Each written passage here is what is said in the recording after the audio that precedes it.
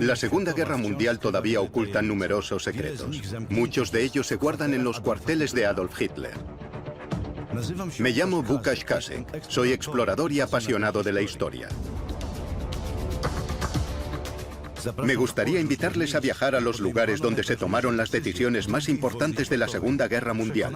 Veremos cómo vivía uno de los mayores criminales de la historia del mundo y desde dónde comandaba sus ejércitos. Conoceremos los cuarteles de Hitler.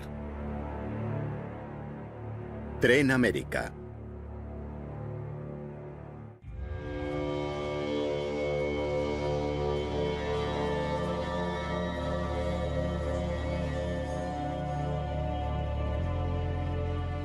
Hitler estaba paranoico con su seguridad.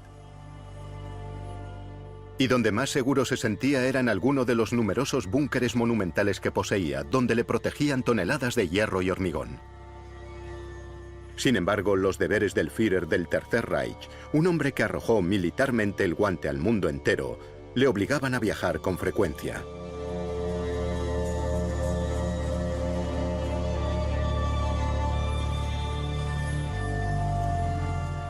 El Tren América era el medio de transporte favorito del Führer y se fabricó siguiendo órdenes directas suyas. La primera vez que se usó el tren como cuartel general móvil fue en 1939, cuando el ejército nazi de Hitler atacó Polonia. La composición del tren podría compararse con la del Air Force One, que transporta al presidente de los Estados Unidos. Sin embargo, Hitler no eligió el avión como método de transporte. ¿Por qué? Porque le aterraba volar. Y debido a esa poderosa fobia, y a muchas otras, decidió encerrarse en este tren blindado, del que aquí se conserva una reconstrucción.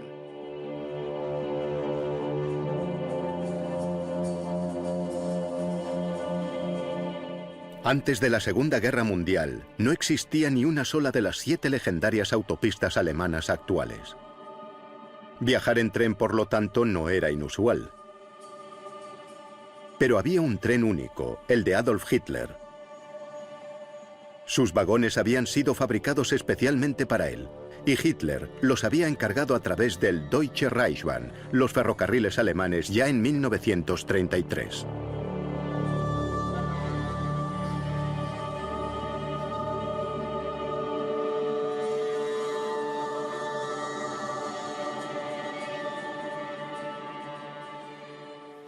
En aquella época, el tren se presentaba como un medio de transporte excelente, puesto que ofrecía una comunicación cómoda y relativamente rápida entre dos puntos, a lo que hay que sumar que servía como puesto de mando o cuartel general móvil para Hitler. El ferrocarril alemán por entonces ya estaba muy bien desarrollado y sigue estándolo hoy en día. El desplazamiento en tren era más rápido que en coche. Las carreteras eran mediocres en esa época. Además, recordemos que, por ejemplo, en 1934, la comitiva de Hitler que viajaba desde Berchtesgaden a Múnich había tenido un accidente en el que un ayuda de cámara de Hitler había resultado gravemente herido. Así que circular por aquellas carreteras antes de la construcción de las 7 autopistas alemanas era peligroso. A Hitler no le gustaban los aviones, debido a los cambios de presión que sufría durante los ascensos y descensos. Era algo que le ponía nervioso. Además, temía por su vida. Aunque sus aviones estaban perfectamente preparados para el vuelo y tenía un piloto personal experimentado, dedicado única y exclusivamente a él, Hitler prefería viajar en tren. Durante largos periodos de tiempo, este tren hizo las veces de cuartel general. Además, probablemente le ofrecía cierto nivel de desconexión de la realidad. Y en cuanto al factor psicológico, también le reportaba cierta seguridad, gracias a los cañones antiaéreos y demás elementos de seguridad que equipaban al convoy.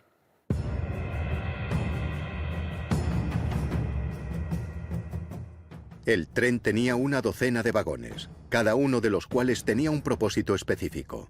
Tanto en la cabecera como en la cola había un vagón de defensa antiaérea. Además, había un vagón de equipajes, un vagón comedor, el coche cama donde dormía Adolf Hitler, otro para sus invitados, un salón con compartimentos para asesores, un vagón de conferencias, otro de baño, un coche para el personal de seguridad, el de prensa, el de comunicaciones, que servía como estación de mando, y una plataforma especial para transportar los coches de Adolf Hitler.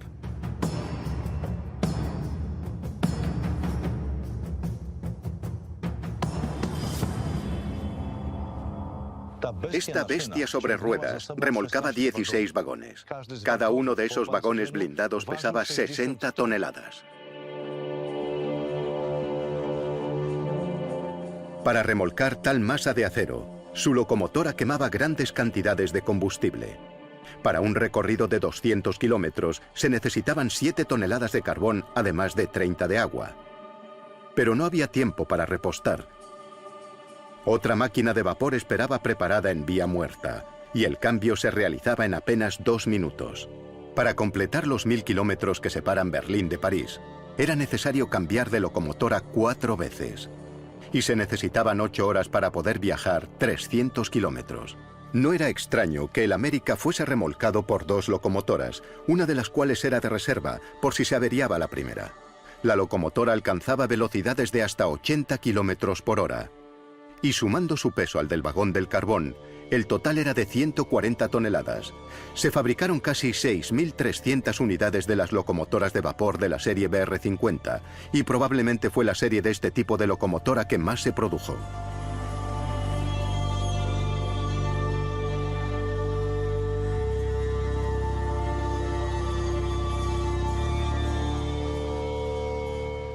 En la cabeza y en la cola del convoy viajaban sendos vagones con cañones antiaéreos y un equipo de 36 personas. Solo en un coloso armado de tal manera, Adolf Hitler se sentía seguro.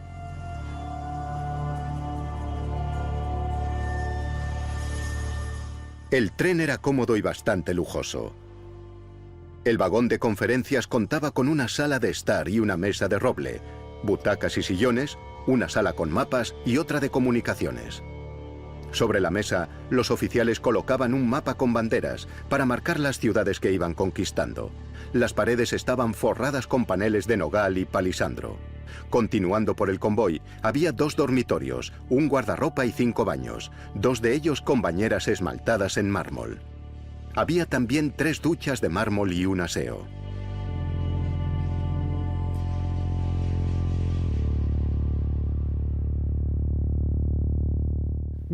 Yo creo que cuando a Hitler se le ocurrió la idea de este tren y aprobó su equipamiento, intentó mantener cierta apariencia de modestia, de modo que el tren estaba equipado con los mejores materiales, pero no era, podríamos decir, de un lujo obvio. Y en lo que respecta a otros trenes de los líderes nazis, Goering, sin duda, había decorado el suyo con muchos más lujos. Usó muchos materiales de primera calidad, buscando la suntuosidad, es decir, que rezumaba lujo por todos sus vagones. Podemos decir que, en lo que respecta al estilo del interiorismo, el tren tenía un diseño completamente diferente, algo que en gran medida se debía a un cierto ascetismo, pero también había muchas referencias subyacentes al Art Deco y el modernismo. No obstante, tenía poco del esplendor de los trenes imperiales. El ascetismo era el elemento predominante, probablemente debido a la propia personalidad de Hitler. Salvo ciertas partes del tren, como el vagón de la bañera o el cuarto de baño de Hitler, en general los materiales no eran de primera clase, pero ciertos elementos de mármol eran muy elegantes e indicaban una meticulosa atención al detalle.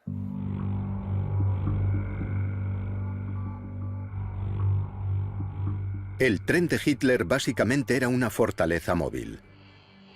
Los coches pintados de marrón y hechos de acero pesaban hasta 60 toneladas. El tren constaba, entre otras cosas, de vagones que llevaban 4 cañones antiaéreos, los denominados Flakwagen, que viajaban en la cabeza y la cola del convoy, y lo protegían de ataques terrestres y aéreos. Estos cañones de 20 milímetros eran muy efectivos y podían alcanzar objetivos a 2,5 kilómetros. pero eran mucho más eficientes con objetivos terrestres, como los vehículos ligeros. Su alcance era de 5 kilómetros y tenían una cadencia de tiro de 800 proyectiles por minuto.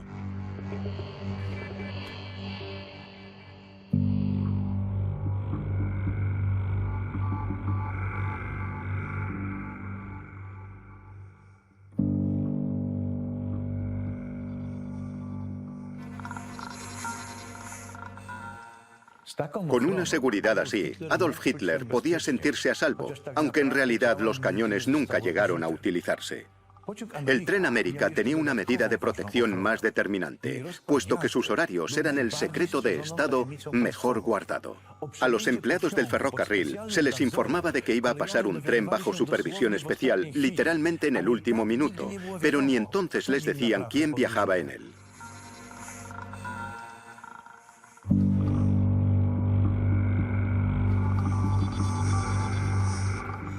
No se sabía dónde iba ni de dónde venía.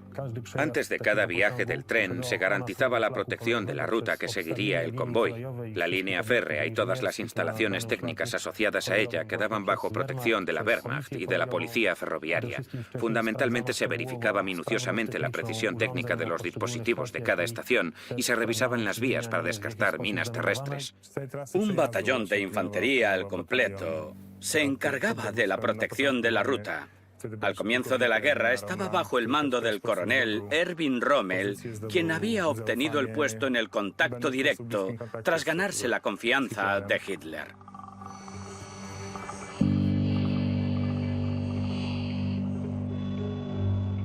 La totalidad de la ruta del tren estaba vigilada para que nadie pensase en hacerle ningún daño a Hitler. En todos los puntos donde tenía que parar el tren, o por donde cualquiera podría imaginar que pasaría, se situaban guardias de la policía ferroviaria o directamente la Wehrmacht, que se colocaban cada 12 metros más o menos. Se aseguraban de que nadie se acercase a las vías o a una estación.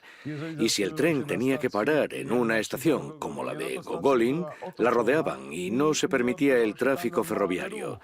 Hasta que el tren no abandonaba la estación, no se recuperaba la normalidad.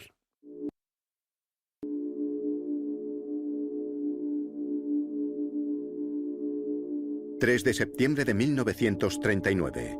Tras el ataque a Polonia, el Tren América, con Hitler a bordo, inició su primer viaje con rumbo al este. El 4 de septiembre, el convoy se detuvo en el andén de Bad Polny, también conocido como Polchinastrój.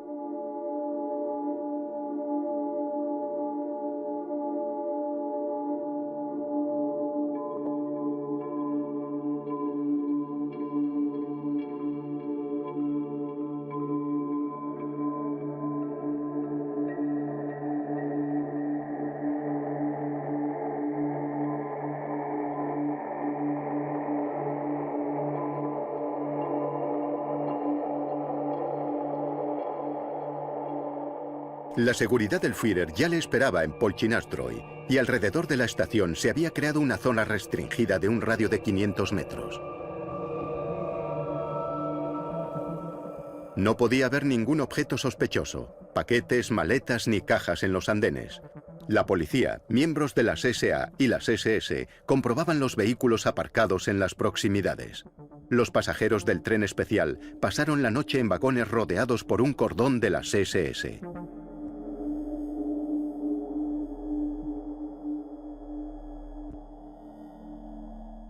Eran medidas de seguridad que parecían desproporcionadas, pero poco después, Hitler recibió la confirmación de que esas medidas extra protectoras habían sido necesarias. Cuando el Tren América abandonaba la estación de Bad Polny, a unos 2 kilómetros del tren, el 42º Escuadrón de Reconocimiento del Ejército Polaco bombardeaba las vías en el ataque a las fuerzas de Guderian.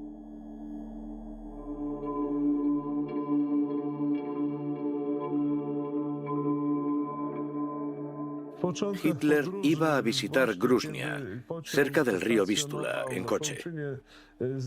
Cuando inició ese viaje, el tren se quedó estacionado en Bad Polny para subir suministros.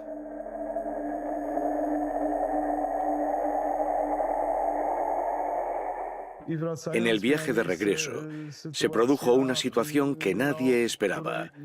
Ni Hitler ni los aviadores polacos que atacaron las posiciones de los tanques alemanes con sus aviones caras a varios kilómetros de distancia del convoy de Hitler.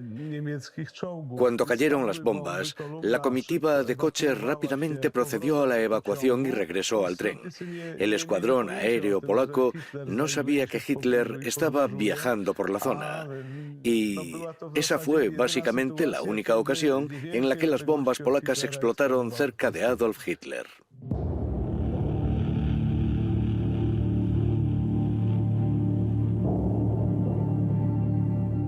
La secretaria de Hitler, Christa Schröder, escribió: "Se cree que los polacos vieron la comitiva del Führer, y naturalmente era un gran incentivo para los soldados enemigos porque tenía un colosal significado moral para ellos. Pero ver al Führer en la zona de peligro me parece un riesgo demasiado grande para nuestro adorado Hitler".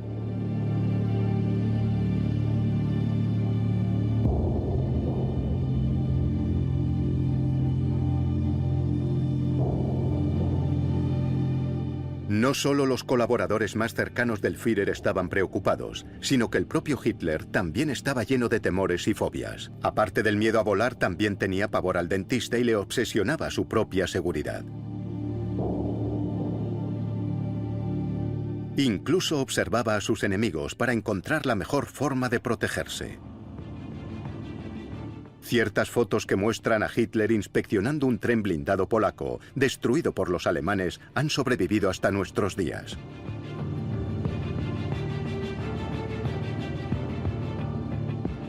Se ve el cráter de una bomba y un tren volcado. Los vagones descarrilaron y acabaron volcando. Hitler inspeccionó esos vagones blindados con interés. Y al parecer midió el grosor del blindaje con una regla.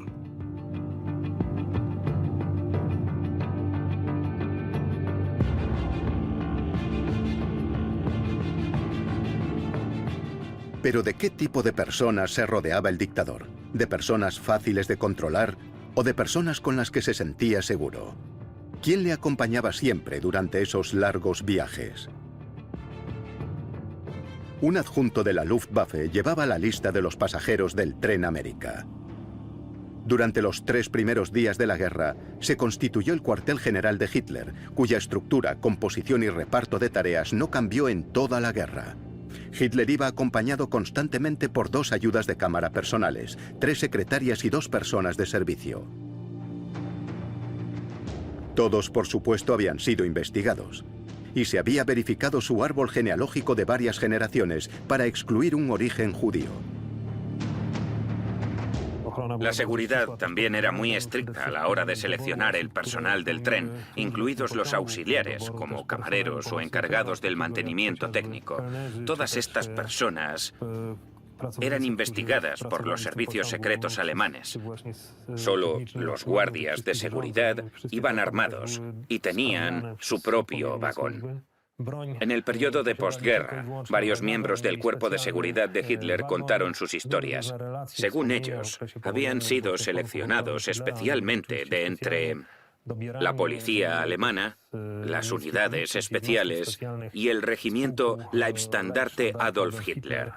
Pero lo más peculiar, no obstante, es que había un vagón especial, separado de todos los demás, para el personal de seguridad, y solo había una regla de obligado cumplimiento, que solo podían ir armados los guardias de Hitler.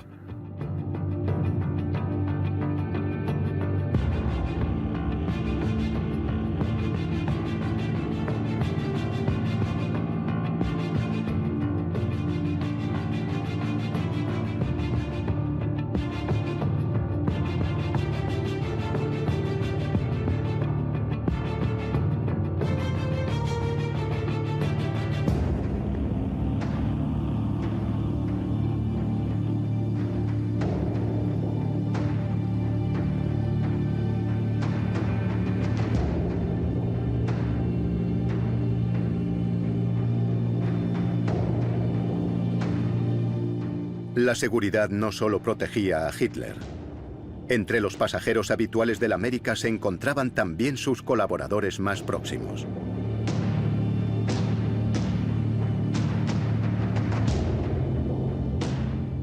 Todos los miembros clave de su equipo viajaron en ese tren.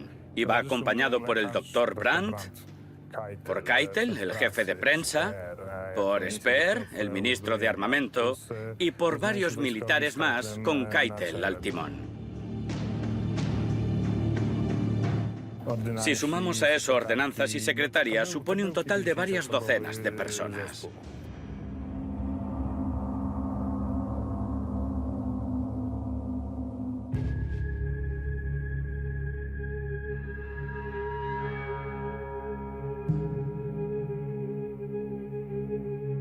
Un grupo reducido acompañaba a Hitler a todas partes.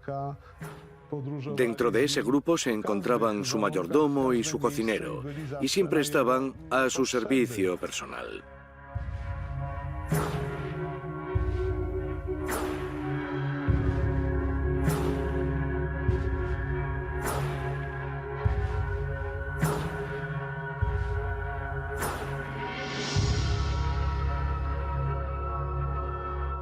Igualmente, una de sus secretarias lo acompañaba siempre a donde fuese. Tenía 3. Y aunque no las necesitaba a todas en sus viajes, 1 o 2 siempre viajaban con él.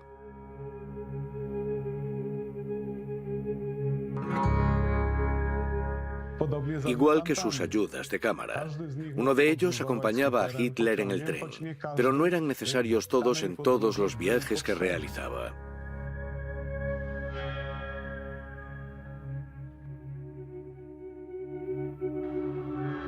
El Tren América era un puesto de mando móvil que se movía con el frente de la Segunda Guerra Mundial.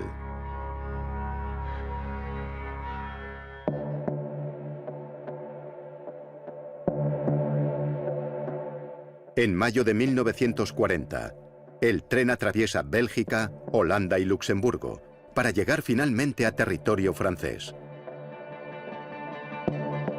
No obstante, oficialmente nadie podía saber a dónde se dirigía en esta ocasión el Tren América.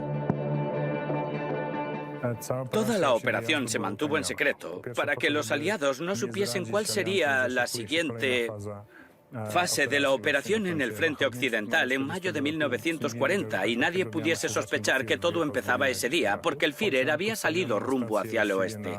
El tren fue trasladado hasta una estación en las afueras de Berlín, en Finkelburg. Todo el personal que subió lo hizo en el más estricto secreto y se usó la contraseña «Damos permiso para Pentecostés». Pentecostés estaba a la vuelta de la esquina. La contraseña fue comunicada telefónicamente a todo el personal que debía viajar. Los miembros del equipo hicieron las maletas y llegaron a las afueras de Berlín sin saber cuál era el motivo.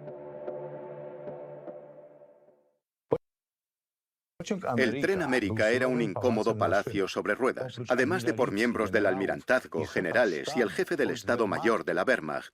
Hitler estaba rodeado también por un numeroso servicio doméstico. Posiblemente esta sensación de comodidad aliviaba su paranoia y sus fobias al mismo nivel que el blindaje del tren.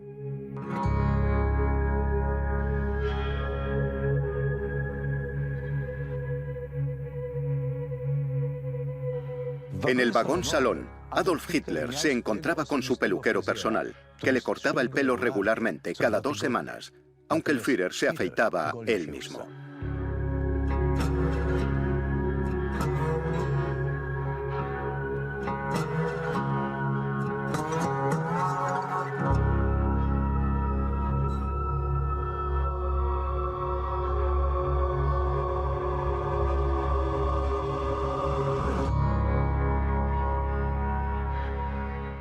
¿A qué se debe el nombre de Tren América?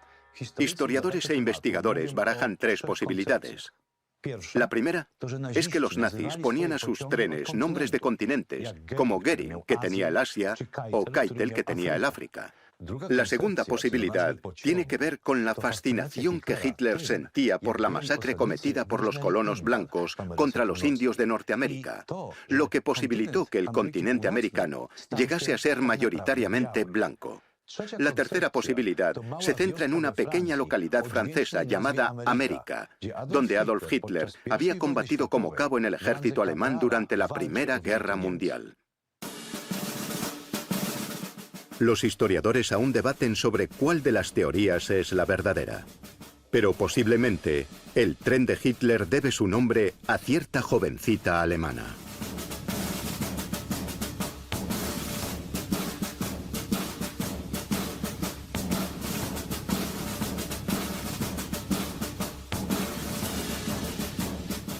Según la leyenda, a Hitler le gustaba una canción de marcha de las Fuerzas Armadas que tenía por título Erika.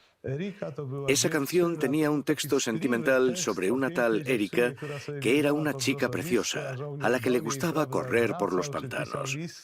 Un soldado le escribía cartas durante la guerra y al final regresó con ella cuando ésta terminó. Era la canción de marcha de las Fuerzas Armadas porque era muy rítmica, como otras marchas alemanas. A Hitler le gustaba mucho el ritmo de esta marcha y decidió asociarla con su tren. Añadió 2 letras a Erika, el prefijo AM, y creó así América, pero nadie sabe realmente si eso es cierto.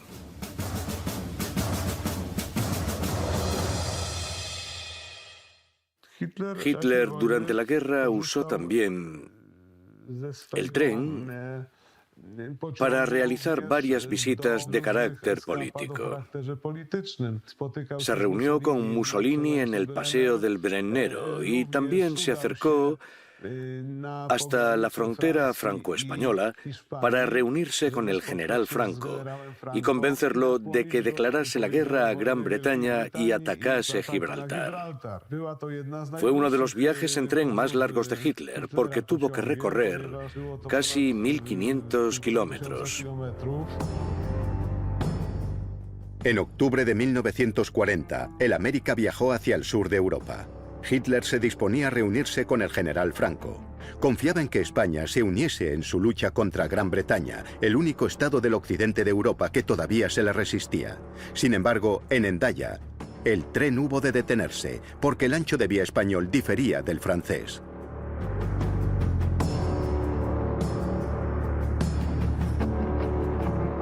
A pesar de las adversidades, Hitler logró reunirse con el general Franco, pero por desgracia para él, el desenlace no sería satisfactorio. Franco no estaba dispuesto a participar abiertamente en la guerra, aunque apoyaba políticamente a Hitler. Por lo tanto, el viaje no arrojó los frutos esperados.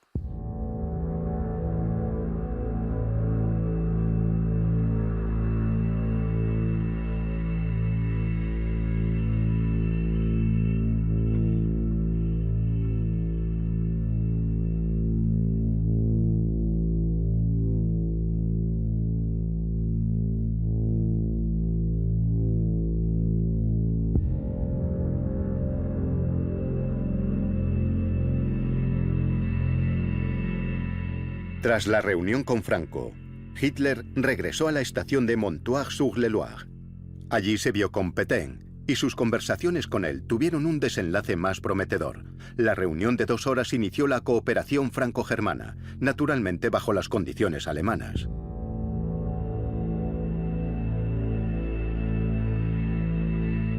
Finalizado el encuentro con Pétain, el tren se dirigió a Múnich. Allí Hitler tuvo conocimiento de que Mussolini quería invadir Grecia, por lo que se dirigió a Florencia para disuadirlo de esa idea, pero llegó demasiado tarde.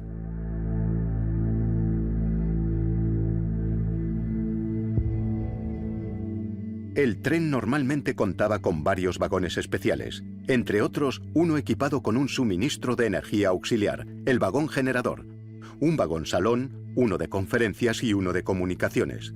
Todo lo necesario para gobernar de forma eficiente el Tercer Reich estaba instalado en este tren.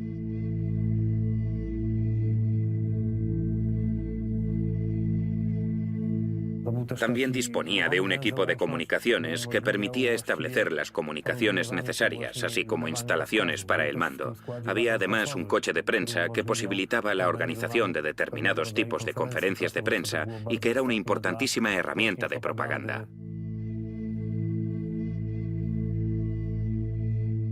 El jefe de inteligencia del SD escribió estos comentarios sobre las operaciones en el vagón de comunicaciones. El sistema de información y comunicación en los trenes especiales funcionaba sorprendentemente bien. Teníamos todos los equipos necesarios telegráficos y radiofónicos, y en cada estación podíamos contactar inmediatamente con las autoridades administrativas del Reich. Gracias al tren, Hitler podía viajar con todo su equipo. Además, tenía que ser móvil y rápido, y siempre le seguían coches blindados y un avión. Hitler tenía a su disposición un cóndor cuatrimotor que volaba acompañando al tren en su recorrido. En caso de emergencia, esperaba al Führer en el aeropuerto más cercano, listo para despegar. En el tren América había también un vagón para transportar los coches de los pasajeros, las limusinas más conocidas, el Maybach Horch 850 Pullman del gobierno y un Mercedes de 6 ruedas.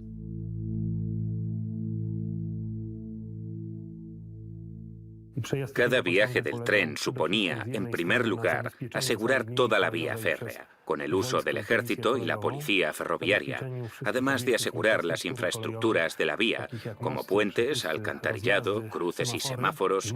Implicaba también incrementar la protección en relación con posibles explosivos o sabotaje en las vías, como, por ejemplo, daños a la red viaria, material, cambios de agujas, etc.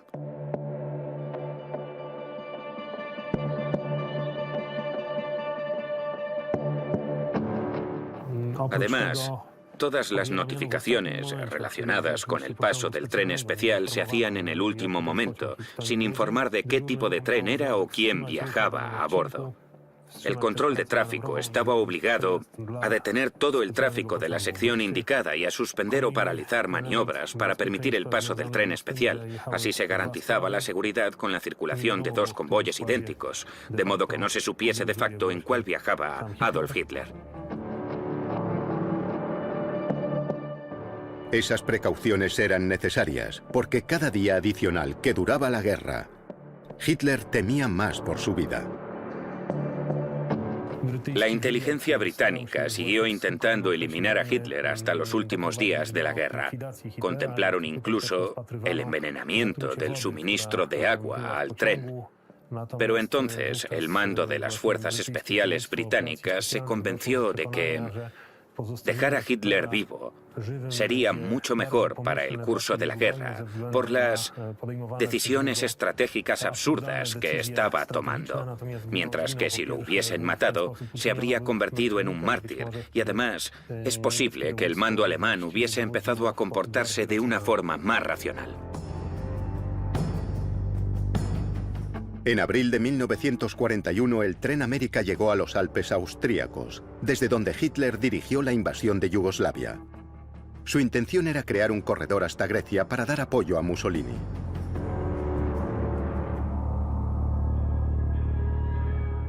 El jefe de la inteligencia del SD dijo lo siguiente sobre su vida en el tren. El estrépito de las mecanógrafas y de las voces que les dictaban provocaban un ruido casi insoportable cuando el tren se detenía. El ruido solo era soportable cuando el tren estaba en movimiento. Tras 10 días en el tren, la secretaria de Hitler, Christa Schröder, escribió a una amiga: «El calor es casi insoportable, diría que horroroso. El sol abrasa el tren todo el día. Y dentro de nuestros compartimentos cerrados estamos expuestos a un calor tropical. Me he hinchado y estoy realmente horrible».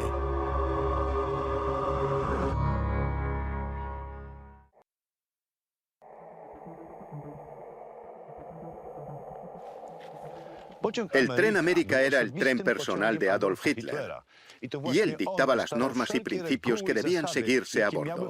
Solo su comodidad era vital, no importaba la del resto de pasajeros. Eso significaba numerosos inconvenientes, e incluso los dignatarios nazis de más alto rango tenían motivos para quejarse. El mismísimo Heinrich Himmler se encontró con una sorpresa no deseada cuando el tren se detuvo en una ocasión en pleno campo abierto. El tren no paró en una estación, sino en medio de un bosque.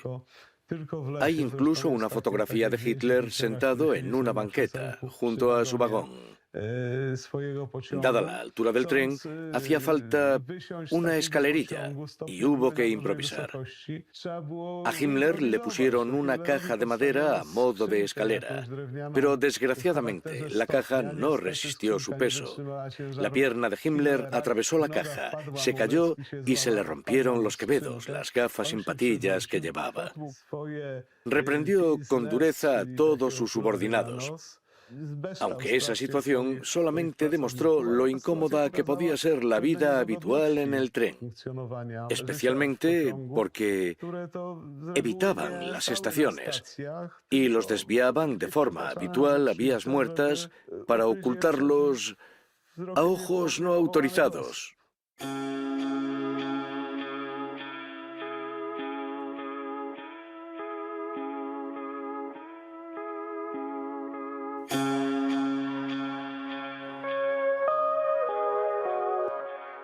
En el tren hacía calor y había mucho ruido, pero a nadie se le ocurría quejarse.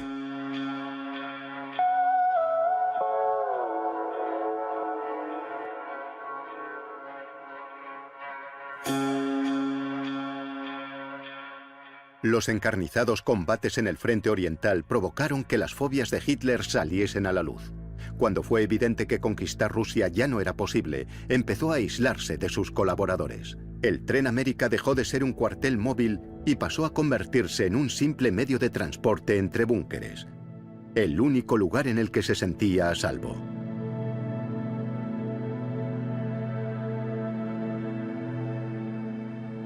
Literalmente en todos los lugares a los que viajaba, exigía que se construyesen refugios subterráneos para su tren especial América.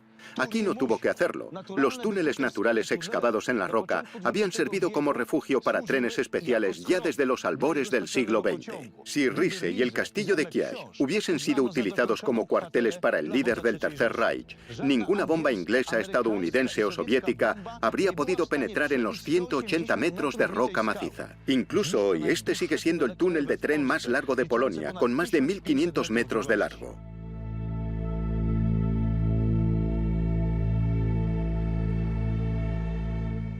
El tren nunca había sido atacado y sobrevivió indemne hasta el final de la guerra.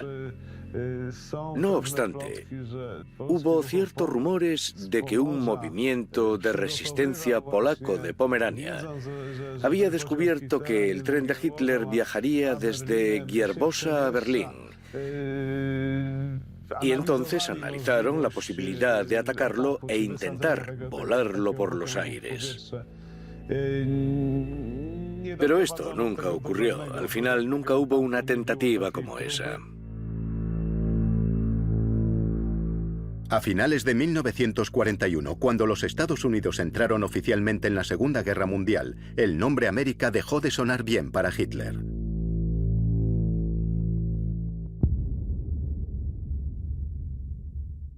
Considerando que los Estados Unidos de América habían entrado en la guerra contra Alemania y que habían aterrizado en el norte de África, el nombre ya no parecía adecuado.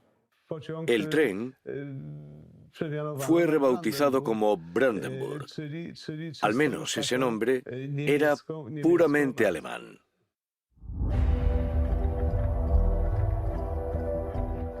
A finales de 1944 y comienzos de 1945, el Ejército Rojo avanzaba sin pausa hacia el oeste, y el dictador se embarcó en su viaje final, hacia el centro de un imperio que se desmoronaba a pasos agigantados, Berlín.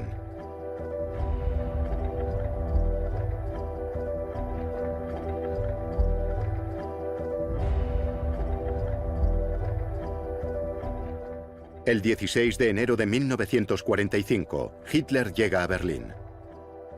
Desde la ventana de su salón, contempla la magnitud de los daños de la guerra. Se da cuenta entonces de que ha perdido, de que el imperio alemán no renacerá. Incluso la espléndida estación de tren de Anhalter Bahnhof ya había sido bombardeada. El tren se detuvo en la pequeña estación de Grünewald. El Führer había pasado por allí en numerosas ocasiones, al igual que otros trenes especiales que transportaban sobre todo prisioneros judíos camino de los campos de exterminio.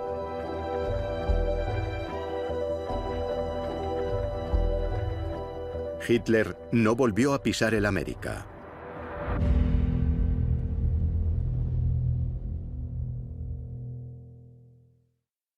El vagón de Hitler fue volado en Austria por los alemanes cerca del fin de la guerra, porque no querían que su vagón se convirtiese en un símbolo del triunfo sobre el Tercer Reich. Lo que más les preocupaba a los alemanes era que este tren pudiese desempeñar un papel similar al del vagón en el que se firmó el armisticio de Compiègne, ese vagón que se había convertido en un símbolo de la humillación alemana. Tal vez no querían que ese vagón se convirtiese en una especie de trofeo de guerra. No querían que alguien se lo llevase para exhibirlo como si fuese un humillante botín de guerra.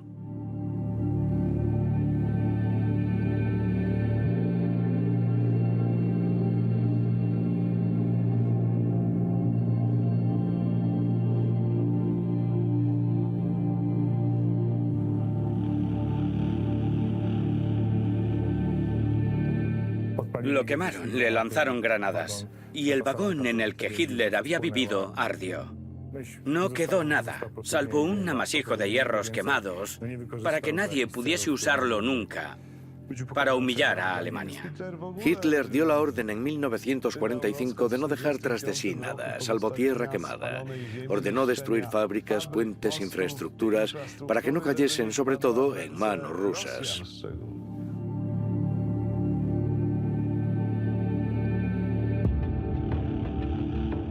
Esto demuestra una cierta paranoia. El país estaba siendo bombardeado, estaba siendo humillado, y con toda justicia. Pero un grupo de fanáticos decidió prestar atención a detalles como qué iba a ser del vagón personal de Hitler. El resto de los vagones de esos dos trenes, como el resto de los vagones de otros trenes, fueron usados por los estadounidenses y por varios comandantes ingleses y estadounidenses en Alemania. Y finalmente el primer tren del gobierno de Adenauer se creó a partir de esos trenes. Durante mucho tiempo, los ferrocarriles alemanes de la República Federal también usaron esos trenes, porque eran muy modernos, tremendamente cómodos y técnicamente bien diseñados. Algunos se conservan hoy en día. Incluso los vagones de defensa antiaérea se convirtieron en vagones técnicos una vez retirados los cañones. Y siguieron operando en los ferrocarriles alemanes hasta casi los años 80 del siglo XX.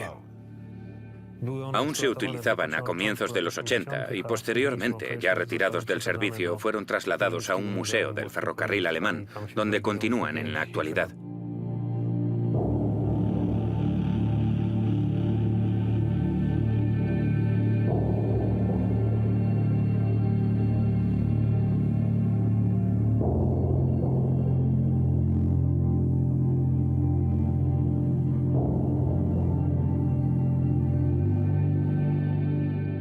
Aún hoy, podemos sentir la atmósfera única del tren América.